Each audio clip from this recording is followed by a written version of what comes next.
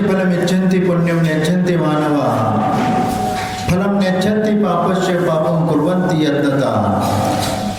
ये संसारी प्राणी हमेशा पुण्य के फल की वांछा करता है लेकिन पुण्य करना नहीं चाहता। जब भी पुण्य करने की बात आती है तो अनेक प्रकार के बहाना बनाता है और वह उससे बचने का प्रयत्न करता है, लेकिन उसको विचार करने की आवश्यकता है। लेकिन जब पुण्य करने के प्रसंग पर वो पुण्य नहीं करता है, लेकिन जब अशुभ कर्म का उदय आता है तो अशुभ कर्म का उदय नहीं चाहता। फलम नेच्छन्ति पापस्य पापम कुर्वन्ति यत्नता।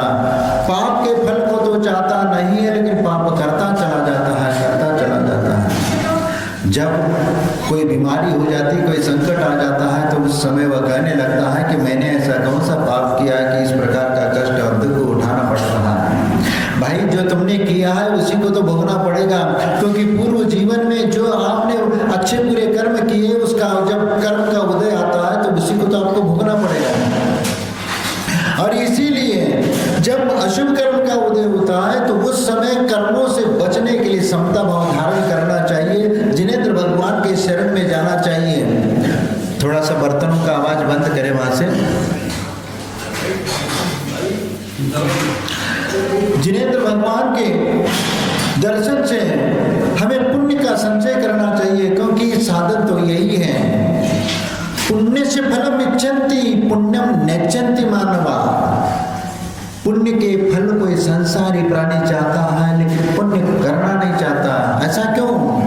ये अनादिकाल का संस्कार है, क्योंकि उस अनादिकाल के संस्कार के कारण वह हमेशा पाप की ओर प्रवृत्त होता है, पुण्य करना नहीं चाहता, पुण्य करने में उसका मन नहीं लगता। जब भी धर्म करने की बात आती, भैया जो धर्मात्मा भैया तुम्हारे लिए धर्म है हमारे लिए नहीं है, ऐसे कह करके वह पीछे हट जाता है। लेकिन हमें समझने की बात है कि जब भी तुम अपनी जिंदगी में आत्मा का विकास चाहते हो, कल्याण चाहते हो, सुख शांति चाहते हो, तो तुम्हें धर्म की शरण में आना पड़ेगा, क्योंकि धर्म रूपी वटवृक्ष के छाया में ही तुम्हें वह सुख और शांति सब कुछ मिल सकता है। लेकिन हम उस ओर ध्यान नहीं देते, उसको समझने का हम प्रयत्न नहीं करते, क्योंकि जिसके माध्यम से हमारा आत्मा का उद्धार होने वाला है, जगत का कल्याण होने वाला है, उस चीज से हम दूर रहने का प्रयत्न करते हैं, उससे जितना बचने का प्रयास करते हैं। और इसीलिए तो पुण्य का बंध नहीं हो पाता। लेकिन फलम नेच्छन्ति पापस्य, पाप के फल को नहीं चाहता। पाप का कर्म का उदय जैसे ही आ जाता है, दुख जैसे ही पीड़ा होने लगती है, कोई बीमारी आ जाती है, तो उस समय भगवान याद आते हैं कि हे भगवान मैंने ऐसा कौन सा पाप किया कि इस प्रकार कष्ट सहन करना पड़ रहा है। लेकिन भाई पाप करते गए थे तुम, उस समय ध्यान नहीं रखा तुमने। फलम नेच्छन्ति पापस्य पापम कुर्वन्ति यत्नता। और पाप ही यत्न पूर्वक वह करता चला जाता है। इसी के कारण वह पुण्य का संचय नहीं कर पाता, क्योंकि पूर्व जीवन में हमने ऐसा कोई पुण्य नहीं किया और वर्तमान में भी ऐसा पुण्य नहीं कर रहा है, तो उसके जीवन में कोई सुख और शांति का संभव नहीं है। इसीलिए हम अपने जीवन में सुख और शांति को प्राप्त करना चाहते हैं तो जिनेंद्र भगवान का शरण ही हमारे लिए सब कुछ दिला सकता है। इसीलिए हम बोलते हैं कि अन्यथा शरणम नास्ति तमेव शरणम मम तस्मात् कारुण्य भावेन रक्ष रक्ष जिनेश्वर।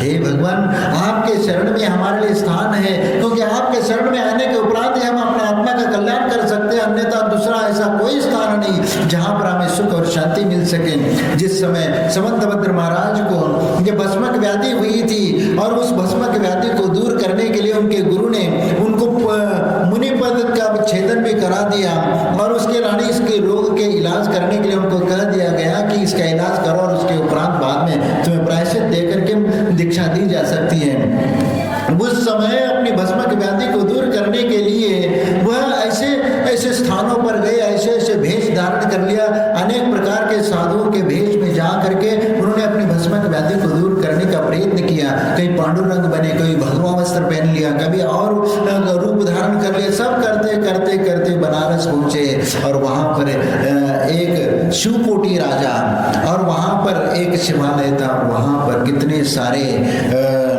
नैवेद्य वहां पर चढ़ाए जाते थे, गाड़ी भर भर करके नैवेद्य आते थे। और यहाँ पर देख करके अपनी चतुर और वाक पटुता से उन्होंने वहां पर एक पुजारी का काम उन्होंने प्राप्त कर लिया और वहां पर जा करके ऐसे उनको समझा दिया, अरे इतना सारा अन्न आता है, तुम शिव जी को नहीं खिला सकते? हम कैसे क्या, वो तो एक थोड़ी करते हैं, अरे मैं खिला दूंगा, आप चिंता मत करिए। और उन्होंने गाड़ी भर करके अन्न उन्होंने उस मंदिर के भीतर ला करके रखवा दिया और कह दिया कि सब लोग बाहर हो जाओ। दरवाजा बंद कर लिया और वहाँ जितना भी अन्न रखा हुआ था कुछ ही मिनटों में पूरा भस्म हो गया, क्योंकि भस्म की व्याधि ऐसी थी कि जितना भी खाओ भस्म हो जाता। और कुछ ही मिनटों में, आधे घंटे के भीतर ही पूरा उन्होंने समाप्त कर लिया गाड़ी भर का अन्न। तो उनको आश्चर्य हुआ, अरे इनने तो शिव जी को पिंड अन्न खिला दिया। तो रोज अच्छे अच्छे मिष्टान बन करके आने लगे और गाड़ी भर करके आने लगे और अच्छे अच्छे पकवान आने लगे। और इस प्रकार प्रतिदिन उनका रूटीन चलता रहा। और जिस दिन अब भस्म की व्याधि थोड़ा कम होने लग गई और अन्न बचने लगा, तो उन्होंने कहा कि ये शिव जी का प्रसाद है और इसको ग्रहण कर लेना। ऐसे कह करके उन्होंने प्रसाद देना शुरू कर दिया। लेकिन धीरे धीरे वो व्याधि जब शांत होने लग गई तो अन्न ज्यादा बचने लगा। तो इनको शंका उत्पन्न हुई कि ये कुछ गड़बड़ है। और राजा ने क्या कर लिया कि 2 सिपाहियों को मंदिर के भीतर छुपा करके रख दिया। और जैसे ही पूरा अन्न वहां पर शिवालय के भीतर ला करके रख दिया, दरवाजा बंद कर लिया और वहां पर बैठ करके शुरू कर दिया। इतने में वो सिपाही आकर के रंगे हाथ पकड़ लिया उनको। रंगे हाथ पकड़ लिया तो उसका ये नतीजा हुआ कि पोल खुल गई, चोर पकड़ में आ गया। और इसके उपरांत राजा के सामने खड़ा कर दिया और कह दिया कि महाराज ये तो वहां पिंडी को नमस्कार तक नहीं करता है। और इतना ही नहीं कि ये पूरा अन्न स्वयं खाता और कहता है कि मैंने उनको खिलाया। आप बताओ कि पूरा अन्न ये खाता है स्वयं और नमस्कार भी नहीं करता, ऐसी बात है। तो शिवकोटि राजा ने कहा कि तुम्हें नमस्कार करना पड़ेगा, यदि नमस्कार नहीं करोगे तो तुम्हारे लिए मृत्यु दंड दिया जाएगा। तब वह समंतभद्र कहते हैं लेकिन एक ब्रह्मचारी के भेष में या साधु के भेष में वहां पर वो बैठे थे। उन्होंने कहा कि महाराज ये पिंडी मेरा नमस्कार स्वीकार नहीं कर पाएगी। कैसे स्वीकार नहीं कर पाएंगे वो यही मैं देखना चाहता हूँ, लेकिन तुम्हें नमस्कार करना पड़ेगा। यदि नमस्कार नहीं करोगे तो तुम्हारा मृत्यु दंड निश्चित है। उन्होंने कहा कि ठीक है। तो राजा ने ये कर दिया कि घोषणा कर दी कि कल सबके सामने आप नमस्कार करना पड़ेगा। और फिर आचार्य समंतभद्र स्वामी अब कल के इंतजार में निकल गए और जहाँ पर भी विश्राम करते हैं रात में विश्राम करने लग गए। और रात्रि में पिछले प्रहर में चक्रेश्वरी देवी ने आ करके उनको कह दिया कि तुम स्वयं स्तोत्र की रचना कर लेना। और समंतभद्र स्वामी स्वयं आशु कवि थे, उन्होंने उसी समय स्वयं स्तोत्र की रचना कर ली। और वहाँ जब शिवालय में जाना हुआ राजा के सामने और वहाँ पर बैठ करके फिर वह राजा ने बोला कि आप नमस्कार करो। तो उन्होंने कहा ठीक है महाराज, मैं उसके पहले भक्ति करता हूँ। भक्ति करना शुरू कर दिया। स्वयं भुवाभूति तेन भूतिले समंज संज्ञान विभूति चक्षुषा। इस प्रकार जब भगवान स्वयं आदिनाथ भगवान की स्तुति करना शुरू कर दिया तो स्तुति करते करते आप चंदा प्रभु की स्तुति करने लग गए। और वह जैसे चंदा प्रभु भगवान की स्तुति करने लग गई, वहां पर यशांग लक्ष्मी परिवेश भिन्नम तमस्त मोरे रिवरश्मि भिन्नम। जैसे ही रिवरश्मि भिन्नम बोला वैसे वह पिंडी फट करके चंदा प्रभु भगवान की प्रतिमा। यह है जिनेंद्र भगवान की महिमा का दर्शन, यह है अतिशय, यह है महिमा। यदि आप उतनी श्रद्धा और भक्ति के साथ यदि जिनेंद्र भगवान की आराधना करोगे तो निश्चित इस प्रकार का अतिशय और भावना नजर आएगी।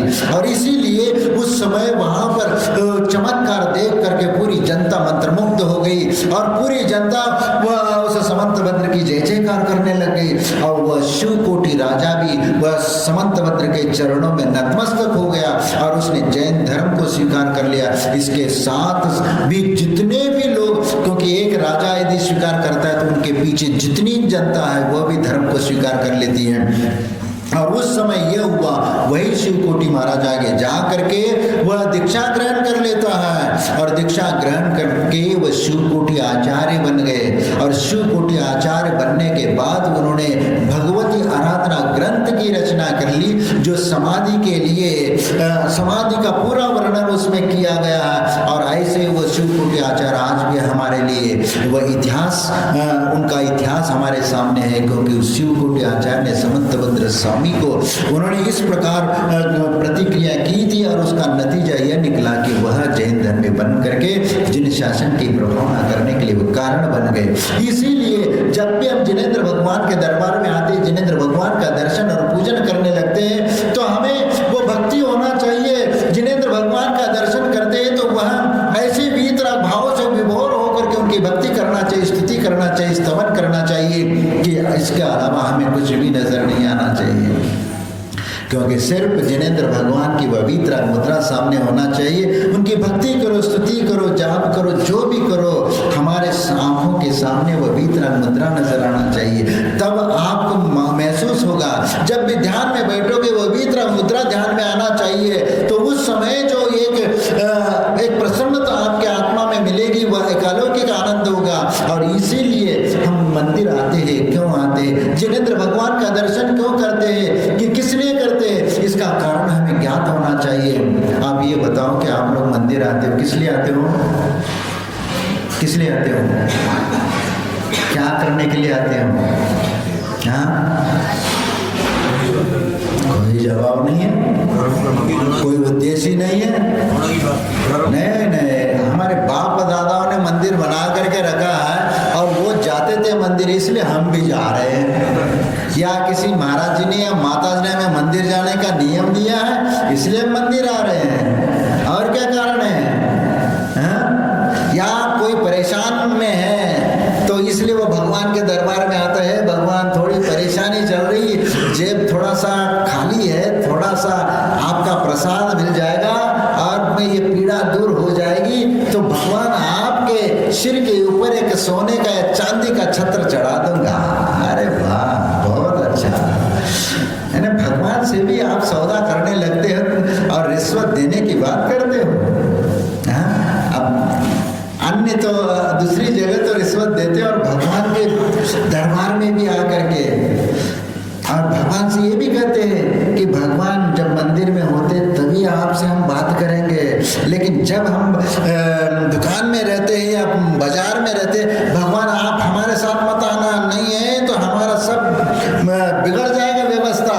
क्योंकि यदि आप सामने रहेंगे तो हम झूठ कैसे बोल पाएंगे, वह मिलावट कैसे कर पाएंगे, और वो 2-4 पैसे कैसे कमा पाएंगे।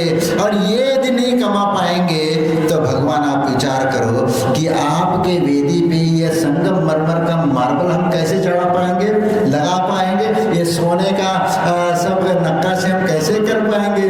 इसलिए भगवान आप मंदिर में बैठे रहो, दूसरे दिन 24 घंटे में एक बार आएंगे, तेरी आपकी पूजा पाठ करेंगे और भक्ति करेंगे और आप हमें आशीर्वाद दे देना। बस यह सोच करके हम चलते हैं तो विचार करो कि जिनेंद्र भगवान की आराधना करने के लिए यदि उसमें भी यदि छल है तो वह छल तुम्हारे लिए आत्म कल्याण के लिए कारण नहीं बनेगा, क्योंकि स्वार्थ तुम्हारा जागृत होगा, और जहां पर तुम्हारा स्वार्थ जागृत होगा तो वहां तुम्हारा आत्मा का उद्धार नहीं हो सकता।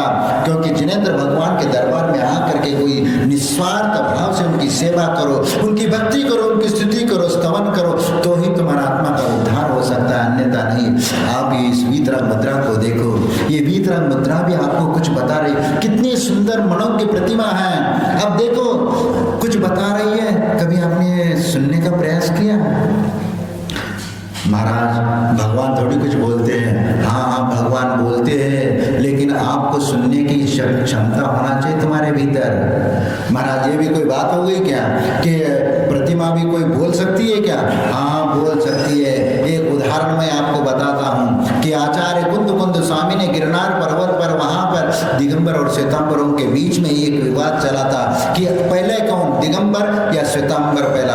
और इसके बीच में जो विवाद आचार्य कुंद के सामने चल रहा था, उस समय उन्होंने आचार्य कुंद में सरस्वती की प्रतिमा के सामने उन्होंने कहा कि आदि दिगंबर, ऐसा वो प्रतिमा के इसमें से आवाज आई और उन्होंने वह आवाज सुना दिया। और वो श्लोक भी आता है कि आचार्य कुंद स्वामी ने वह गिरनार पर्वत पर वह सरस्वती की प्रतिमा से आदि दिगंबर बुलवाया। ये इतिहास मिलता है। तो आचार्य कुंद के भीतर इतनी क्षमता थी कि वो सरस्वती की प्रतिमा को बुलवाने की। तो हमारे भीतर क्यों क्षमता नहीं कि भगवान के दिव्य देशना ग्रहण कर सके? अरे ये भी तरह प्रतिमा हमारे लिए ऐसे संबोधन दे रही है, ऐसे समझाने का प्रयत्न कर रही, थोड़ा सा आंख खोल करके देख लीजिए, फिर आंखें बंद करके उसका श्रवण करने का प्रयत्न करिए। एक कवि ने एक सुंदर ढंग से उसका विश्लेषण करते हुए कहा कि रूप दिगंबर कोमल सुंदर पद बदलावर से, रूप दिगंबर कोमल सुंदर पद बदलावर से, देत से दया प्रीति चे धड़े, ही संगम रवरी शुभ्र पांडरी मूर्ति काय सांगते, अहिंसा सत्य शांति प्रेरते, अहिंसा सत्य शांति प्रेरते। देखो ये वीतराग मुद्रा ये हमारे लिए संबोधित कर रही है कि देखो, यदि तुम अपना आत्मा का कल्याण करना चाहते हो, यदि अपना आत्मा का उद्धार करना चाहते हो, तो सबसे पहले रूप दिगंबर भेष को धारण करना पड़ेगा। जब तक आप इस दिगंबर मुद्रा को धारण नहीं करेंगे, तब तक तुम्हारा आत्मा का विकास नहीं होगा। इसलिए दिगंबर बनने का वह संदेश दे रही, रूप दिगंबर कोमल सुंदर, वो कोमल भी है और सुंदर भी है। कोमल क्यों है? क्योंकि इस मुद्रा के द्वारा किसी भी सूक्ष्म जीवों की विराधना नहीं होती। इसीलिए समूह शरण में वह सिंहासन पर स्वर्ण में कमलासन के ऊपर भी 4 अंगुल अधर में वह बैठे रहते हैं। और इसीलिए ये कोमल भी है और सुंदर है कि इस वीतराग मुद्रा को देख करके एक कोई अनजान व्यक्ति भी नतमस्तक हो जाता है। इसीलिए जब साधु भी जब विहार करते हुए कई आदिवासी इलाकों में भी जाते हैं, उन्होंने कभी जिंदगी में इस मुद्रा को देखा नहीं है, लेकिन फिर भी इस मुद्रा को देख करके नतमस्तक हो जाता है, क्योंकि जिनलिंग मुद्रा है। और जिनलिंग मुद्रा का अनादर कभी भी नहीं करना चाहिए, किसी भी रूप में हो और किसी भी संघ का हो, किसी भी इसमें हो। लेकिन यदि दिगंबर मुद्रा है तो आप उसका ये नहीं देखना चाहिए, क्योंकि आजकल ये बहुत प्रचलन चल रहा, भैया हम तो इस महाराज के, हम तो इस महाराज के। ये सम्यक दर्शन का लक्षण नहीं है। और इसीलिए दिगंबर मुद्रा तो दिगंबर मुद्रा, उसमें खोट देखने का श्रावक का काम नहीं है, क्योंकि ये दिगंबर मुद्रा पूजनीय है और सम्यक दर्शन के लिए कारण है। इसीलिए वह एक आदिवासी भी, जो अनजान व्यक्ति भी इस मुद्रा को देख करके गदगद होता है और साष्टांग नमस्कार करता है। क्यों करता है? उनमें क्या देखा? कुछ बोला भी नहीं, कुछ समझाया भी नहीं, फिर भी इस मुद्रा को देख करके वह भगवान का रूप समझ करके नतमस्तक हो जाता है। ये बहुत भगवान है। और यहाँ तक कि उस भगवान के लिए दूध लेकर के आते हैं, भगवान ये दूध ले लीजिए, मैं अभी निकाल करके लाया हूँ। फिर साथ वाले लोग कहते हैं कि हमारे महाराज दूध नहीं लेते हैं। फिर क्या लेंगे? नहीं, ये ऐसा नहीं लेते, तो इसमें शक्कर डाल करके ले आए, ये डाल। तो फिर उनको समझाना पड़ता है। कई बार ऐसे स्थिति हम लोगों के साथ होती है, आचार्य के साथ भी हम लोग ने ऐसे कई बार देखा है, क्योंकि चर्या का कोई ज्ञान नहीं। जिस समय एक प्रसंग ये भी आता है कि आचार्य शांति सागर के समय भी हमारे जैन समाज को भी अच्छे पंडित लोगों को, उनको भी ज्ञान नहीं था कि आचार्य शांति सागर जी की साधु की जीवनचर्या कैसी होती।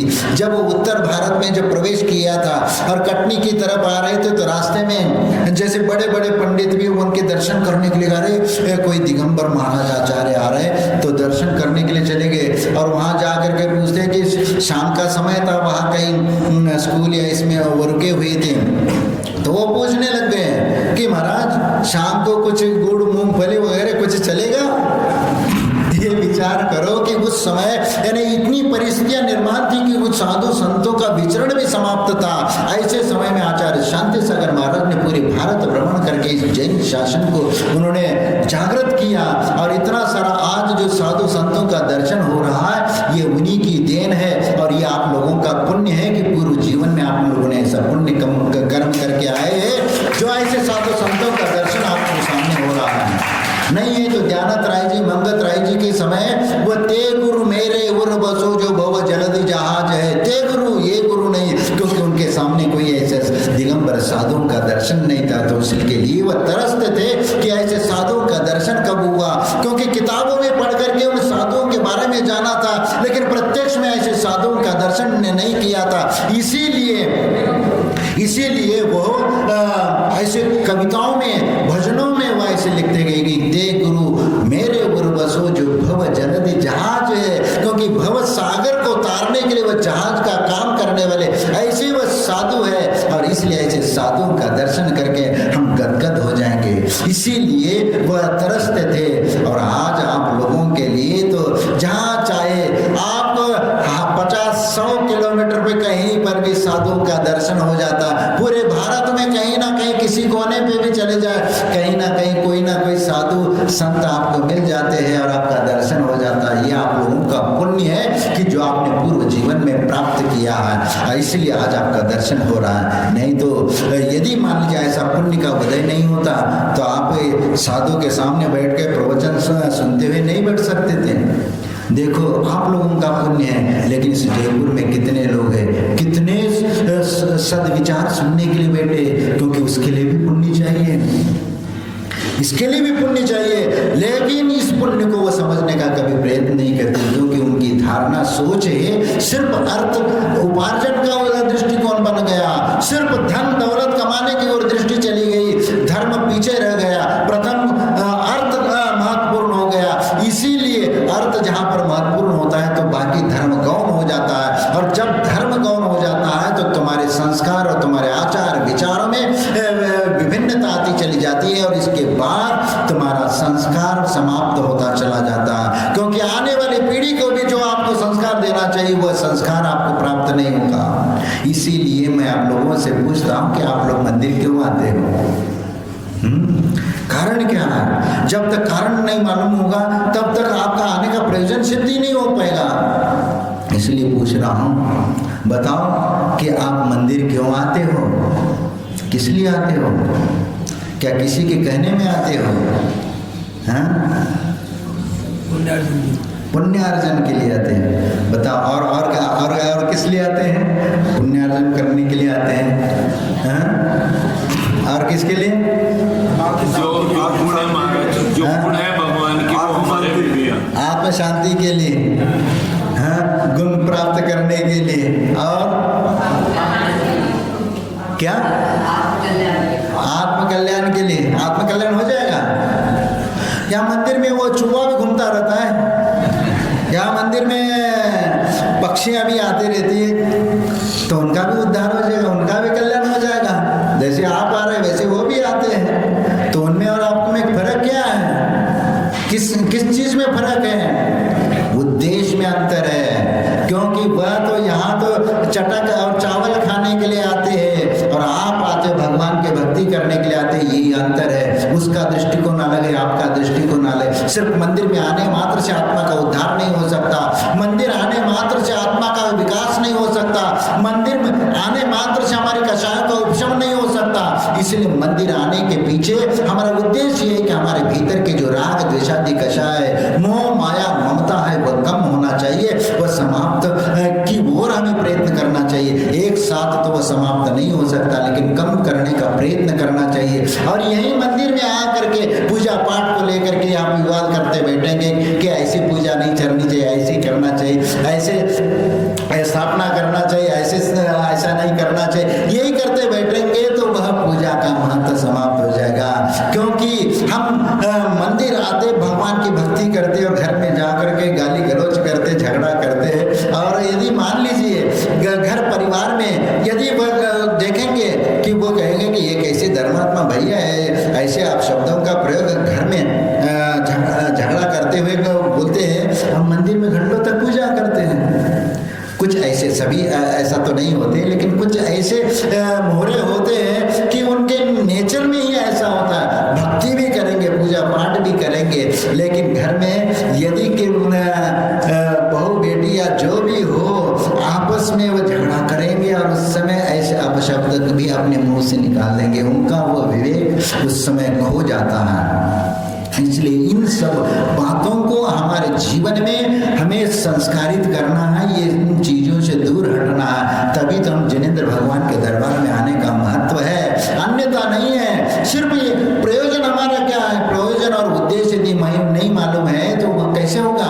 यदि मान लीजिए आपका नाती या पोता या बेटा यदि छोटा सा है, वह 4-5 साल का, 6-7 साल का, वो सोचता है कि मम्मी आप मंदिर क्यों जाती हो, या दादा से पूछेंगे दादाजी आप मंदिर क्यों जाते हो, या दादी से पूछेंगे, किसी ना किसी को पूछेगा, उसका समाधान करने का प्रयत्न करेंगे। आप क्या बोलोगे उनसे, उससे क्या क्योंकि आजकल के जितने भी बच्चे हैं वो सब स्मार्ट है, कंप्यूटर युग में और मोबाइल के युग में जीने वाले वो बच्चे हैं, उनको कैसे समझाओगे, धर्म के संस्कार कैसे दोगे। और ये बताओ कि इतने सारे मंदिर में आप लोग आए हो, अपने बच्चों को एक दो तो आएंगे, या एक भी बच्चा नहीं दिखता यहाँ पर मंदिर में। विचार करो कि आने वाली पीढ़ी इस मंदिर को कैसे संभालेंगे, भगवान की पूजा पाठ कैसे करेंगे। हाँ बताओ, आप अपने बच्चों को क्या संस्कार दे रहे हो। नहीं महाराज वो तो स्कूल गया है, अरे स्कूल तो डेली का है, लेकिन स्कूल जाने के पहले उसको मंदिर आने का संस्कार कब दोगे। और साथ में यदि मंदिर नहीं लेके आएंगे वो दादाजी किस काम के, क्योंकि दादाजी के साथ खेल कूद करके ही, वो घोड़ा बन करके ही उस बच्चे को मनोरंजन करने वाले, वो अपने साथ में नाती नतरे को लेकर नहीं आ सकते हैं। क्या महाराज, अब नाती नतरा ही साथ में नहीं रहते तो कहाँ से ले आए।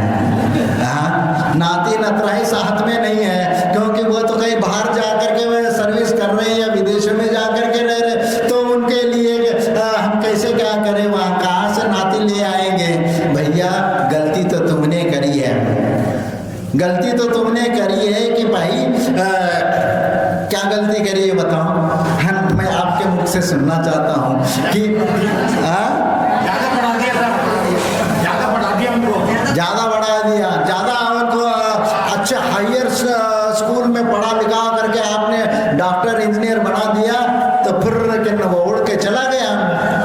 और इसके साथ और भी एक गलती करी है, और भी गलती करी है, क्योंकि तुमने एक ही बच्चे को जन्म दिया, एक ही बेटा और एक ही बेटी, और इसका नतीजा आज क्या हो रहा है, क्योंकि लाड़ प्यार से उनको पढ़ाया लिखाया, ये बनाया, डॉक्टर बना दिया, बेटी अपने घर चली गई, बेटा बाहर चला गया, और मियाँ बीवी दोनों आलीशान बंगले में खड़े हैं, दो प्राणी, इतना बड़ा 2-3 खंड का मकान, और कोई एक दूसरे को बात करने के लिए, खेल कूदने के लिए, मनोरंजन करने के लिए कोई नहीं है, बुढ़ापे में पानी पिलाने के लिए भी कोई नहीं, बीमार पड़े तो अस्पताल ले जाने के लिए भी कोई नहीं है। आप विचार करो कि यंग जनरेशन इस मंदिर में कितने हैं बताओ, इतने सारे लोग बैठे हुए, तो इनमें यंग जनरेशन के लड़के कितने हैं, और उसके साथ आने वाली पीढ़ी के बच्चे आप कितने साथ में लेके आते हो।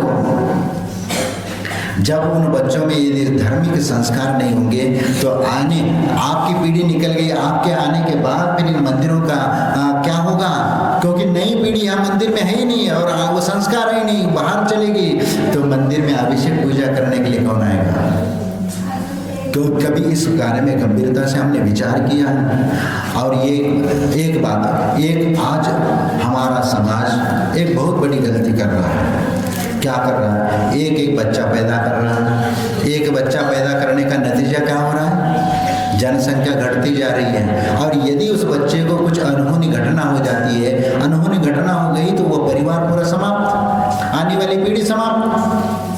अरबपति लोग हैं दिल्ली में, अरब खरबपति इतनी प्रॉपर्टी है, और एक बच्चा उनने कहा कि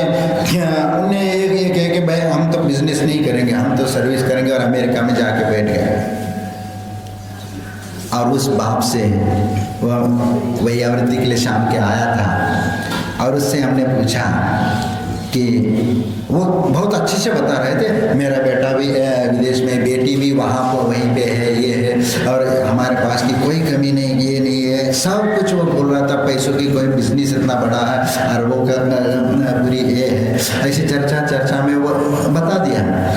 तो हमने कहा कि सही दिल से बताओ कि तुम खुश हो इस चीज से? बेटा तुम्हारे पास नहीं है, तो इतनी सारी संपदा होने के उपरांत भी क्या तुम खुश हो? वो बोल नहीं पाया और आंखों से पानी निकल आया कि महाराज अब क्या करें कि बच्चे मानते नहीं हैं। इसके लिए जिम्मेदार कौन है? क्योंकि तुम्हें तो उतना ही पढ़ाना चाहिए था जो बिजनेस संभाल सके, और तुमने ज़्यादा लाड प्यार करके उन्हें ज़्यादा पढ़ा दिया, तो बाहर चले गए नौकर बन करके। उसको मालिक बनना चाहा, उनने नौकर बना करके दूसरों के यहाँ काम करने लगा। अरे आपके पास पूरी क्षमता है, तुम वहाँ जा करके दूसरों के यहाँ नौकरी करके करोड़ों अरबों रुपए उसको कमा रहे हो, तो आपके पास इतनी क्षमता नहीं है कि स्वयं का अपना बिजनेस प्रॉपर्टी खड़ा करके ऐसे लाखों की कमाई नहीं कर सकते? अरे बुद्धि भी है, क्षमता भी है, और आज तक का रिकॉर्ड है कि जैनी कभी भूखे नहीं रहा। आज तक एक भी भिखारी पूरे भारतवर्ष में नहीं गया, जैन का कोई लड़का भीख मांगते हुए नजर नहीं आएगा। सरकारी रिकॉर्ड के अनुसार हम आपको बता रहे हैं कि एक भी भीख मांगने वाला कहीं नहीं मिलेगा। उस बेटे में वो क्षमता है, भले ही कहीं पर भी रहेगा, लेकिन अपना मेहनत से का काम करके वह जीवन में आगे बढ़ने का प्रयत्न किया। और पूरे भारतवर्ष में एक छोटी सी मुट्ठी भर जैन समाज है आज। किसी समय सम्राट चंद्रगुप्त के समय 40 करोड़ जैन समाज थी, और आज कितनी है? 40 लाख 44 लाख के लगभग पूरे भारतवर्ष में जैन समाज है। और वो भी सब बिखरे हुए, कोई दिगंबर, कोई श्वेतांबर, सानकवासी और मूर्ति पूजक, 13पंथी, 20पंथी, ये सब इतने सारे पचड़े हैं। और श्वेतांबरों में भी, उनमें भी ये तपागत, खरतरगत, छोटी पट्टी, बड़ी पट्टी, लंबी पट्टी, स्थानक, सब उसमें भी। और दिगंबरों में भी कम नहीं है। दिगंबरों में 13पंथी, 20पंथी, तारणपंथी और शुद्ध सोनगढ़ी, ये भी है। उसमें भी शुद्ध तेरापंथ में भी शुद्ध तेरापंथ, और उधर भी ऐसा है। तो इस प्रकार हम कितने बिखरते हुए जा रहे हैं। एक मुट्ठी होना चाहिए, तो हम अलग अलग दिशाओं में हम भागते जा रहे हैं, और हमारा अस्तित्व क्या बचेगा आने वाले समय में? कभी हमने गंभीरता से विचार नहीं किया। और आने वाले समय में ये देखिए, आने वाले समय में जैन समाज का 50-100 साल में लोप हो जाएगा। क्यों? क्योंकि आज जो जितनी जनसंख्या है उसमें से 60% लोग 50 साल के ऊपर के हैं। 60% 50 साल के ऊपर है, और 32% यंग जनरेशन के बच्चे हैं, और 8% जो 10 साल तक के बच्चे हैं। 8 से 10 साल तक के बच्चे, ये सिर्फ 8% हैं। अब विचार करो आने वाले समय में क्या होगा। यदि वह 60% चले गए, फिर कितना रह गया? 32% वाले। 32% चला गया, 8% रह गया। 8% का मतलब कितना हुआ? 44 में से हाँ, बस लगभग 3 लाख के लगभग। फिर वो भी समाप्त होने में देर नहीं, क्योंकि ये तो संख्या के अनुसार आपको बता दिया, लेकिन माहौल के अनुसार ये तो एक दिन में भी बदल सकता है, एक दिन भी कन्वर्ट हो सकता है। क्योंकि जो धर्म कर्म ही जानता नहीं है, तो वो जो माहौल मिल रहा है उसी माहौल में वो रह करके उसके अनुसार बनने में उसको कितना देर लगना है। ये कभी हमें गंभीरता से कभी विचार किया है क्या? इस जैन धर्म का लोप जब नजर आ रहा है सामने, तो उसको देखते हुए भी हम अंध बन करके इस समाज को हम चलाने का प्रयत्न कर रहे हैं। लेकिन ध्यान रखना, आज यदि जागे नहीं तो आने वाले समय में समाज का लोप हो जाएगा। कागज के पन्नों में ये जैन धर्म था, ये लिखा जाएगा इतिहास में। क्योंकि आने वाले समय में इस देश का इतिहास में यही लिखा जाएगा कि इस देश में जैन समुदाय था, एक वर्ग था, और बहुत संपन्न परिवार। पूरे भारतवर्ष के सरकारी जो टैक्स फेयर में 25% जैन समाज का योगदान है। कितनी? 140 करोड़ जैन, पूरे देश की जनसंख्या में 25%, वो भी 40-45 लाख के लगभग जैन समाज है। वह 25% टैक्स पेयर करती है। विचार करो क्या महत्व है जैन समाज का। यदि मान लीजिए ऐसे क्षमता वाले लोग यदि नहीं रहेंगे तो आने वाले समय देश में वह माहौल भी हम नहीं बना पाएंगे, हम अपना वर्चस्व भी नहीं पाएंगे। इसीलिए आप एक एक बच्चे जो पैदा कर रहे हैं, इससे विसंगति के बारे में भी देख लीजिए। आप देख लीजिए, एक लड़का है एक लड़की, दोनों कहते हैं पढ़ा लिखने के लिए 25-25 साल 28-33 साल तक वो पढ़ाई करने में लग गए। फिर शादी कब करेंगे और बच्चे कब करेंगे? अब जनसंख्या कब बढ़ेगी? वैसी घट रही है। और यदि मान लीजिए 25 साल या 27 साल तक वह यदि पढ़ाई में लगा देता है तो उस बच्चे के लिए वह यदि कोई अच्छे विशिष्ट पद प्राप्त कर लेता है तो उसके बाद उसके लिए, उस लड़के के लिए, उस लड़की के लिए क्या उसके अनुकूल क्या कोई लड़का मिल सकता है या लड़की मिल सकती है? उसको नहीं मिल सकती। फिर क्या करेंगे? वह लड़की को यदि उसके अनुसार कोई समाज में लड़का नहीं मिल रहा, माँ बाप कहते हैं कि भाई हमें अच्छा दो, पहले तो अच्छा चाहिए, कहते हैं इस प्रकार का चाहिए, वैसा चाहिए, और ऐसे ढूंढते ढूंढते 3-4 साल निकल जाते तो 30 साल पार हो जाता है। फिर ज़्यादा उम्र होती है तो क्या कहता है भाई थोड़ा सा ऐसा वाला चलेगा, वैसा वाला। फिर पहले जो मांग थी वह तो अच्छा कमाने वाला सर्विस वाला चाहिए, सर्विस वाले के चक्कर में एक बिजनेस वाले को आपने गौन कर दिया, और फिर सर्विस वाला नहीं मिल रहा है तो फिर आप ये देखेंगे कि क्योंकि फिर वो लड़की फिर स्वयं निर्णय लेना शुरू कर देगी। वो कहेंगे भाई तुम रहने दो, हम अपना देख लेते हैं, फिर वह अपना रास्ता बना लेते हैं। कोई भी जो भी जहाँ भी पढ़ाई करने लगे, सर्विस करने लगे, वहीं पकड़ लिए किसी को और अपना घर बसा दिया। और ऐसे ही लड़कों के साथ भी हो रहा है। लड़की के लिए योग्य लड़का नहीं मिल रहा है और लड़के के लिए एक योग्य लड़की नहीं मिल रही है, इसीलिए वो एक संस्कार नहीं चल रहा। अब यदि मान लीजिए शादी हो भी जाती है तो 1 साल भी मुश्किल से चल रहा, क्योंकि दोनों मियाँ बीवी यदि कमाने वाले हो जाते हैं तो दोनों में कंपटीशन लग शुरू हो जाता है कि तुम ज़्यादा कमा रहे हो क्या हम नहीं कमा रहे हैं, और इसमें ईगो टकराता है। और जहाँ ईगो टकरा गया तो वहाँ पर ये स्थिति निर्माण हो जाती है कि झगड़ा शुरू हो जाता है, तू मैं हो गई, तो 1 साल के भीतर कोर्ट में जाकर के खड़े हो जाते हैं। और आज सबसे ज़्यादा केसेस वही है कोर्ट में। हम लोगों के सामने ये सब इसी प्रकार के ऐसे केसेस चर्चा में आ जाते हैं कि सबसे ज़्यादा इसी प्रकार के केसेस यंग जनरेशन के बच्चे कोर्ट में जा रहे हैं, उनकी ज़िंदगी बर्बाद है। और आज लड़कियां भी कुछ ऐसे हो रही कि शादी करो, ये 4-6 महीने रहो और सामान बटोरो और लेके भगो और तलाक के इसमें ये हो, और 10-20 लाख या करोड़ों की मांग करो और बस तलाक लेने के नाम से करोड़ों लाखों कमाने का धंधा बन गया। तो ये आप क्या कर रहे हैं? हम अपनी संस्कृति को बचाने का और हमारी क्या दृष्टिकोण है? हम मंदिर आते हैं तो मंदिर में आने वाले समय में क्या स्थिति होने वाली है? जब बच्चे ही हमारे मंदिर में नहीं आ रहे, उनको वो संस्कार नहीं मिल रहा है, तो आने वाले समय में इस समाज का अस्तित्व क्या रहेगा?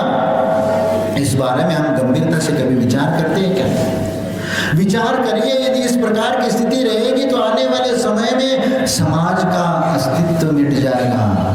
जो हमारे भगवंतों ने कहा कि पंचम काल के आखिरी समय तक मुनि आर्य का श्रावक श्राविका रहेंगे, तो अभी से नजर आने लगा कि ये पंचम काल एंड पर आ गया है, ऐसा लग रहा है। सब अभी 18,500 वर्ष है बोलते हैं, तो 18,500 तो मालूम ही नहीं पड़ रहा, क्योंकि तिलोय पन्नति के अनुसार एक वो भी मत आता है कि 18,000 वर्ष पूरे हो गए पंचम काल के। एक प्रसंग वो भी आता है उसके अनुसार, क्योंकि 4 ऐसे वैकल्पिक ये है कि भगवान महावीर हो करके कई 16 साल का वो उदाहरण आता है, कहीं 9 साल का आता है, कहीं यानी 500 वर्ष हो गया, ऐसा भी उल्लेख आता है। 500 साल, 525 के लगभग या 550 के लगभग। तो ये सब जो स्थितियां निर्माण हो रही है, इसको हमें गंभीरता से विचार करना चाहिए। यदि नहीं चाहे तो आप अपने यदि पूर्व इतिहास खोल करके देख लीजिए, एक समय ऐसा था कि पूरे भारतवर्ष में जैन समाज था। और इसके उपरांत भी अब गोवा में थोड़ा सा जैन समाज का इतिहास आपको कहीं पर भी नहीं मिलता, लेकिन कई जगह ऐसे प्रसंग है कि वह हमें स्वयं लिखना चाहिए और वह इतिहास के रूप में छपाना चाहिए। आप ये बताइए, गोवा में पूरा एक समय पूरा जैन समाज का अस्तित्व था गोवा में, पूरा व्यापार करने वाले लोग, और वहाँ पर उनके आज भी पुरातत्व के अंतर्गत मंदिर मिलते हैं। गोवा, दीव, दमन में पुराने मंदिर है, लेकिन वहाँ समाज नहीं है। लेकिन आज तो यहाँ से जो वापस जा करके वहाँ बिजनेस करने लगे तो वो समाज आज है, नया मंदिर बनाया। लेकिन वो ये कहते हैं कि एक पुर्तगाल जब थे, वह ईसाई मानने वाले, उन लोगों ने गोवा में एक भाईचारा के नाम से सभी समाज को बुला लिया और एक बहुत बड़ा ग्राउंड, ये जालियनवाला हत्याकांड जैसा ये कांड यहाँ पर हुआ, इतने बड़े इसमें हाल में, और इसमें भी एक ही दरवाजा था और पूरा परकोटा था, और उसके उपरांत 10 लाख लोगों को वहां पर बुलाया गया और गेट के ऊपर तोप लगा करके तोपों से उड़ाया गया। 10 लाख लोगों को एक दिन में समाप्त किया गया। कभी इतिहास में आपने पढ़ा है थोड़ा सा? ये इतिहास में आपको कहीं नहीं मिलेगा, लेकिन ये घटना हुई है। और इतना ही नहीं कि दक्षिण भारत में केरला में 5-5 लाख एक दिन में मरवाया गया। 700 मुनियों को घानी में पेल करके उनको समाप्त किया, और जब वो खून बह करके नदी में चला गया, लाल हो गया नदी, उस वहाँ कर्नाटक में अय्योहड़ी, और अय्योहड़ी, उस नदी का नाम ही अय्योहड़ी पड़ा। अय्यो है ना, आश्चर्यकारक कि इतना बड़ा नदी पूरी लाल हो गई है, ऐसे कैसे? एक आश्चर्य हुआ कि इन्हें जैसे मुंह पे हाथ रख करके कहते अरे ये कैसे हो गया, बस।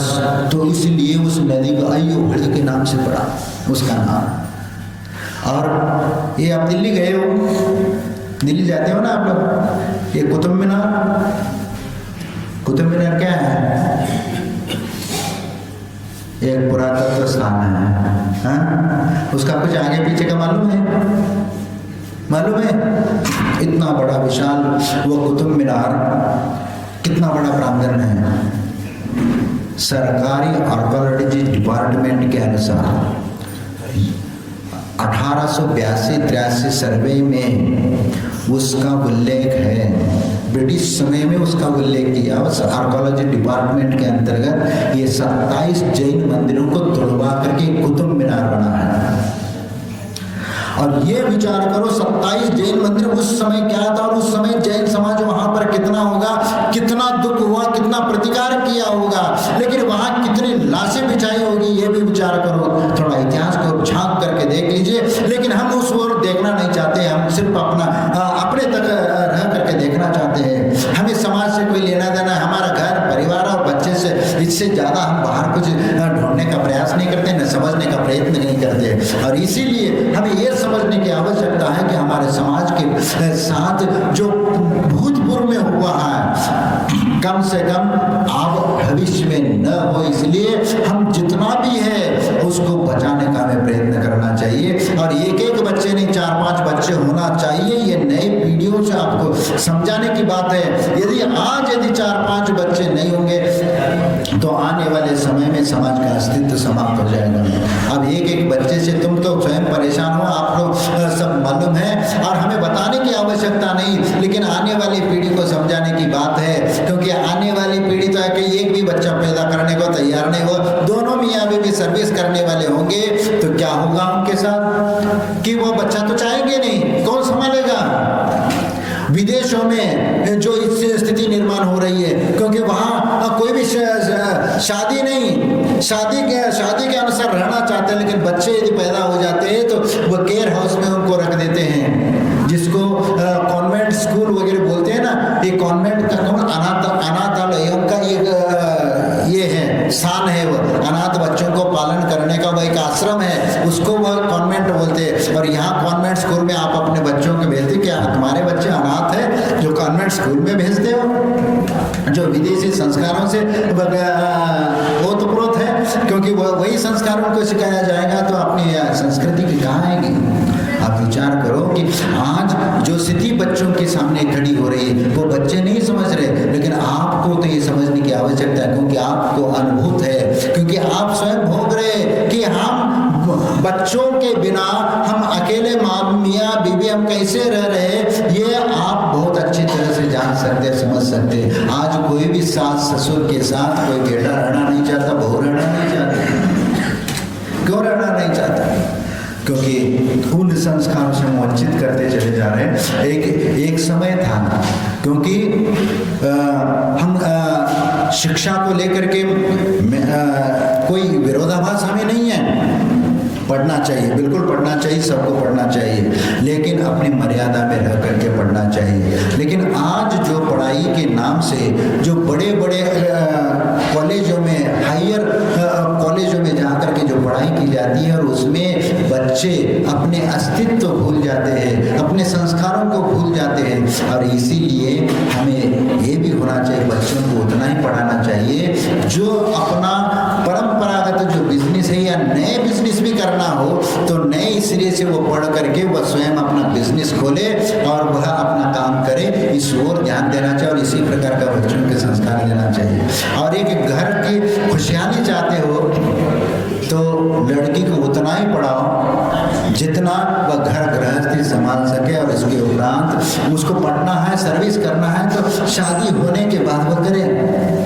शादी के पहले यदि सर्विस लग जाए तो उस बच्ची का शादी होना बहुत कठिन हो जाता है, क्योंकि वह जिस प्रकार के डिमांड रखती है, ऐसा लड़का वैसा लड़का और ऐसे लड़का मिलते नहीं है, और इसीलिए वह उम्र बढ़ती चली जाती है, और उम्र बढ़ती है तो फिर मातृत्व क्षमता घटती चली जाती है, तो फिर वह बच्चे किस प्रकार पैदा होंगे ये भी विचार करिए। इसलिए मैं आप लोगों के सामने क्यों कह रहा हूँ कि जिनेंद्र भगवान के दरबार में मैं आप लोगों को ये बताना चाह रहा हूँ कि हम अपने अस्तित्व को यदि बचाना है, हमारे जैन धर्म को यदि सुरक्षित करना है, तो हमें श्री जी के चरण में संकल्प लेना चाहिए कि हमें अपने धर्म की संरक्षण करने, हमारे लिए ये सब करने की आवश्यकता है। पूजा पाठ भी करो और हमारे आने वाली पीढ़ी को भी संस्कार दे करके ये जीवित रखने की आवश्यकता है। और इसीलिए इस बातों को ख्याल रखते हुए आप मोक्ष मार्ग पर आगे बढ़ेंगे और अपना आत्म